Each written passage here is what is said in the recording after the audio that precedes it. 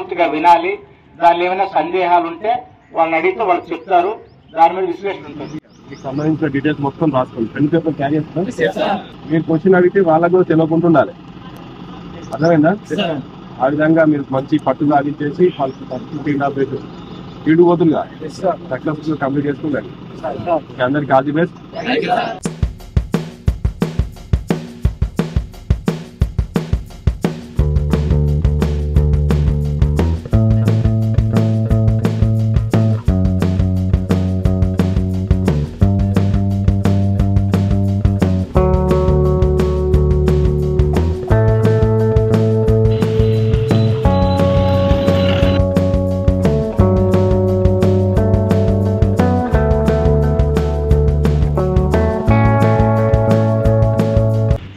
Cooperate చేయండి. వీళ్ళు ఇంత కోఆపరేట్ చేస్తున్నారు కాబట్టి ఇక్కడ నుంచి మనం నేర్చుకొని పోవాలి. ఇదో వచ్చినామా పోయినామా అని కాదు. ఓకేనా? ఓకే, మనం 20 మెంబర్స్ డివైడ్ చేస్తాము.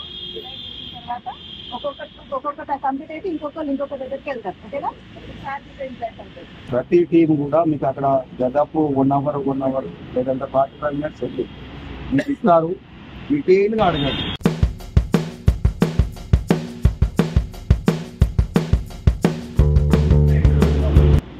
ఎట్లా ఎంక్వైరీ చేస్తాం, ఎట్లా డిస్పోజ్ చేస్తాము, డిస్పోజ్ చేసేటప్పుడు ఏం నంబర్ ఇస్తున్నాం, అది ఎవరో ఎంక్వైరీ చేస్తారు. ఏ పెట్రోకార్ ఎంక్వైరీ చేస్తుంది, ఏ డీసీ ఎంక్వైరీ చేస్తుంది, దాన్ని మళ్ళీ ఎస్ఐ ఏం చేస్తున్నాడు, తర్వాత ఇన్స్పెక్టర్ దాని మీద ఫైనల్ డిస్పోజ్ ఏం చేస్తుంది. ఇవన్నీ ఒక పిటిషన్ ని తీసుకున్న దగ్గర నుంచి క్లోజింగ్ వరకు ఎన్ని రకాలుగా చేయొచ్చు అనేది ఈ స్టేజ్ ఇక్కడ రిసెప్ట్ ఉన్నట్టు ఇది అయిపోయిన తర్వాత టెక్ టీమ్ దగ్గరికి మేము. అయితే ప్రతి పిటిషన్ ఏ విధంగా రాయాలనేది మన దగ్గర ఒక ఫార్మాట్ ఉంటుంది, తెలుగు అండ్ ఇంగ్లీష్ లో. 5 Ws 1 H అంటే ఎందుకు, ఎక్కడ, ఎలా, ఎందుకు, ఏమిటి అనేసి మనకి ఈ విధంగా గుర్తుపెట్టుకోవాలి. పిటిషన్ డ్రాఫ్ట్ చేస్తున్నారు అంటే ఖచ్చితంగా ఇది ఉండాలన్నమాట. ఓకేనా? 5 Ws 1 H. ఓకేనా? ఈ విధంగా వాళ్ళతో డ్రాఫ్ట్ చేపియాలా, వాళ్ళకి గైడ్ చేయాలన్నమాట. ఈ విధంగా మీరు రాయండి అని చెప్పేసి తెలుగులో. కానీ రాసే వాళ్ళైతే, రాయడానికి వాళ్ళైతే మనమే రాయాలి. వాళ్ళు చెప్పింది వాళ్ళ లాంగ్వేజ్ లోని డీటెయిల్ గా అన్ని మనం రాసి మళ్ళీ వాళ్ళకి చదివి వినిపించాలి. ఇంగ్రీడియంట్స్ కవర్ కావాలి, అంతేగాని ఇదే విధంగా ఉండాలని కాదు. వైట్ పేపర్ లోనే రాస్తాం మనం. ఒకవేళ రాసుకొని పిటిషన్ రాసుకొని మన దగ్గరకు వస్తే అందులో కంటెంట్స్ అన్ని ఉన్నాయా లేదా, ఆమె చెప్పే పాయింట్స్ ఉన్నాయా లేదా ఒకసారి కన్ఫర్మ్ చేసుకోవాలి. అంతే. ఉన్నాయనుకుంటే దాన్నే ఫార్వర్డ్ చేస్తాం. లేవు అన్నప్పుడు మళ్ళీ మనము రీడ్రాఫ్ట్ చేపిస్తాం. ఒకవేళ చదువుకొని వాళ్ళు వస్తే మాత్రం ఖచ్చితంగా మనము రాసి వాళ్ళ లాంగ్వేజ్ లోనే వాళ్ళకి చదివి వినిపించి వాళ్ళ సంతకాలు తీసుకోవాలి. ఓకేనా? దాని తర్వాత అది కంపల్సరీ ఎంట్రీ అన్నమాట. ఆన్లైన్ ఎంట్రీ అవుతుంది పిటిషన్ ఎంట్రీ అయిన తర్వాత ఎక్నాలజ్మెంట్ వస్తుంది. పిటిషన్ జనరేట్ అయినట్టు 2 రిసిప్ట్లు తీసుకోవాలి. ఒకటి వాళ్ళకి ఇచ్చేస్తాము, ఇంకో దాని మీద రిసీవ్డ్ కాపీ అని మనం తీసుకుంటాం అనమాట, వాళ్ళకి ఇచ్చినట్టు ప్రూఫ్ కింద. సో తీసుకున్న తర్వాత దానికి మళ్ళీ డాక్యుమెంట్ షీట్ అనేది ఒకటి ఉంటుంది. ఈ విధంగా ప్రతి పిటిషన్ ఆన్లైన్ లో ఎంట్రీ అయిన తర్వాత ఈ విధంగా డాక్యుమెంట్ షీట్ అనేది మేము రెడీ చేస్తాం అనమాట. ఈ డాక్యుమెంట్ షీట్ లో ఎంట్రీ అంతా ఉంటది. ఇందులో డీటెయిల్స్, కాంప్లైంట్ డీటెయిల్స్ ఏంటి, ఆ పిటిషన్ నంబర్ ఏంటి, ఎవరికి ఇంట్రెస్ట్ చేస్తున్నారు ఏంటి అనేది కంప్లీట్ డీటెయిల్స్ ఉంటాయి అనమాట. ఆ డాక్యుమెంట్ షీట్ ఒకసారి చూపించాము వాళ్ళకి. ఇదిగోండి, కంప్లైంట్ పేరు ఇక్కడ ఉంటుంది, రెస్పాండెంట్ డీటెయిల్స్ ఇక్కడ రాయాల్సి వస్తుంది అనమాట. అండ్ ఇక్కడ సెర్చ్ ఏమంటారు, ఇది నంబర్ అనమాట, ఎక్నాలజ్మెంట్ నంబర్, మన పిటిషన్ ఎక్నాలజ్మెంట్ నంబర్. ఇది సబ్జెక్ట్, మనం ఏం పెడుతున్నాం, cheating, kidnap, missing, what ever ఏది ఉంటే అదనమాట. కొన్ని సందర్భాల్లో ఒక పిటిషన్ లో 2-3 ఉంటాయి, కొట్టిరు, తిట్టిరు, బెదిరించడానికి కూడా ఉంటాయి. సో అలాంటి టైంలో ఆన్లైన్ ఏంటంటే ఒకటే తీసుకుంటది అనమాట, 4-5 తీసుకోదు. సో అప్పుడు అదర్స్ కింద పెడతారు అనమాట. సో అదర్స్ అంటే చాలా సెక్షన్స్ అనేది వర్తిస్తాయి కాబట్టి మనం అదర్స్ కింద పెట్టేసి పిటిషన్ అనేది ఎంట్రీ చేసుకొని ఈ విధంగా డాక్యుమెంట్స్ రెడీ చేయాలి. సో ఎక్కడ జరిగింది అనేది అండ్ ఎప్పుడు జరిగింది, మన దగ్గర కంప్లైంట్ ఎప్పుడు ఇచ్చారనేది ఇక్కడ డేట్ ఆఫ్ రిపోర్ట్ అనమాట. ఈ విధంగా ఒక పిటిషన్ మనం ఇట్లా డాక్యుమెంట్ షీట్ పెట్టి రెడీ చేస్తాము. దీంట్లో ఒక పిటిషన్ ఉంటుంది, పిటిషన్ తో పాటు ఎక్నాలజ్మెంట్ ఉంటుంది, దీంతో పాటు కంపల్సరీగా ఎంక్వైరీ ఫామ్ అనమాట. ఈవో ఒక ఎంక్వైరీ ఆఫీసర్ తను చేసే ఎంక్వైరీ ఏంటి అనేది ఇందులో రాయాల్సి వస్తుంది అనమాట. సో ఇది కంపల్సరీ ప్రతి పిటిషన్ కి అటాచ్ చేసి పెడతారు. సో పిటిషన్ ఎంట్రీ అయిపోయిన తర్వాత ఈ ఫైల్ అనేది ఎంక్వైరీ ఆఫీసర్ ఎవరైతే ఉంటారో వాళ్ళకి హ్యాండ్ ఓవర్ చేస్తారు. ఫర్దర్ గా వాళ్ళు ఫాలోఅప్ చేస్తారనమాట. ఆ పిటిషన్ ఒకవేళ కాంప్రమైజ్ కానీ, విత్డ్రా కానీ, పెట్టి కేసు కానీ ఏం జరిగినా కానీ కంపల్సరీ ఇందులో ఎఫ్ఐఆర్ నెంబర్ కూడా రాయాలి. డిస్పోజల్ ఆఫ్ ద పిటిషన్ ఏ విధంగా అయినది అనేది ఆ డీటెయిల్స్ ఇందులో రాయాలి. Monthly reports, HRC, NHRC petitions, SS కి అసిస్టెంట్ చేయాలి, ఎస్హెచ్ వారికి అసిస్టెంట్ చేయాలి, మనవ స్కీమ్ చేయాలి, registration reviews,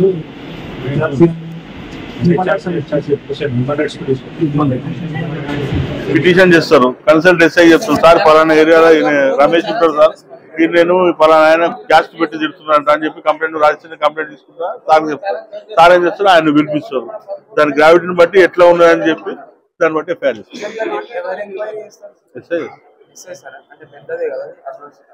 SC ST act case investigation చేసేది ఏసీపీ గారు,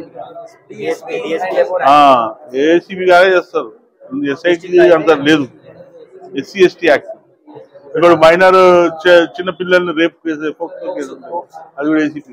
కొంతమంది పేషెంట్స్ కొంతమందికి యాక్సిడెంట్ అయిపోయి వాళ్ళు హాస్పిటల్ లో ఉంటారు, ట్రీట్మెంట్ అయిపోయిన తర్వాత నాకు పలానా దగ్గర పలానా జరిగింది అని చెప్తారు కదా, అప్పుడు మనం ఇక్కడ ఏం రాస్తామంటే పేషెంట్ ఈజ్ అండర్ ట్రీట్మెంట్ అనేసి పెట్టేస్తాము.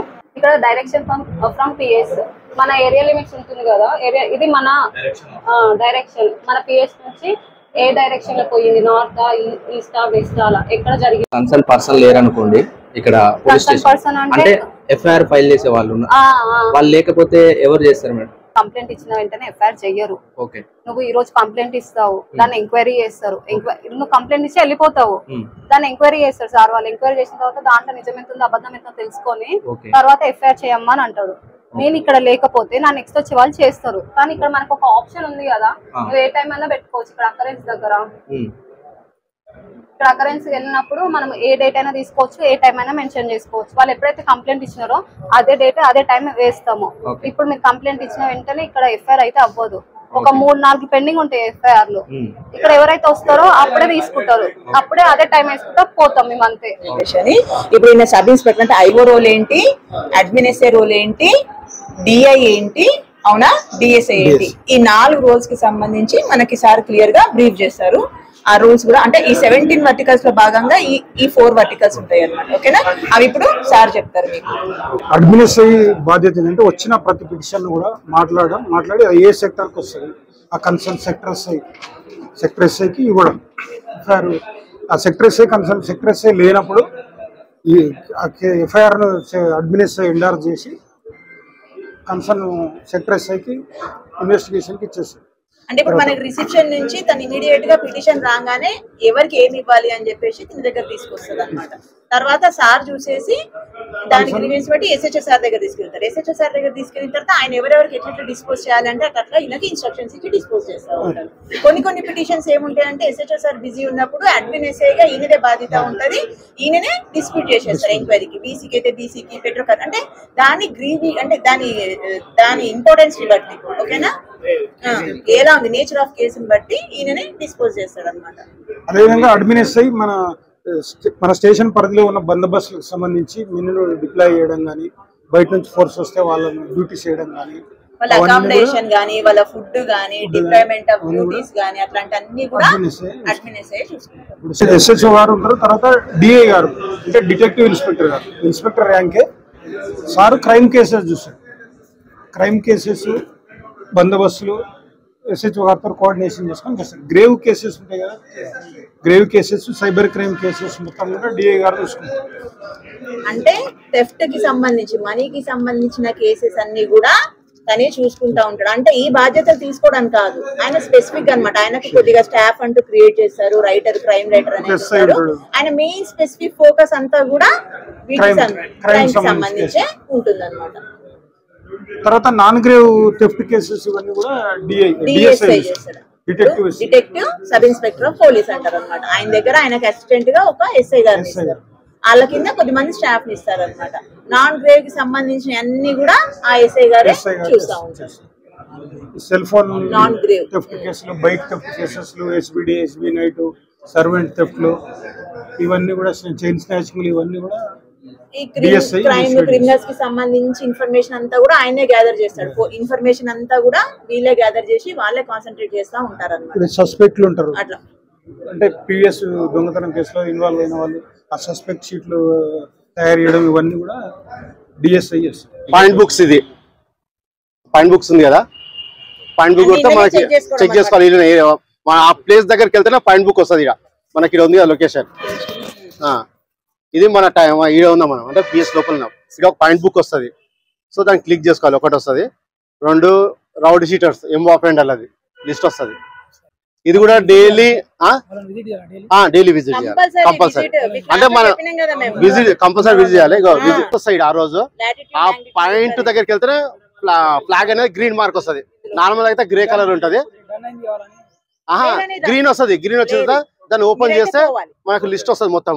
దాని మీద వాడు ఉండా లేడా ఆబ్సెంటా ప్రెసెంటా మొత్తం టైప్ చేసి పంపించాల్సి వస్తుంది. రాయాలి కంపల్సరీగా.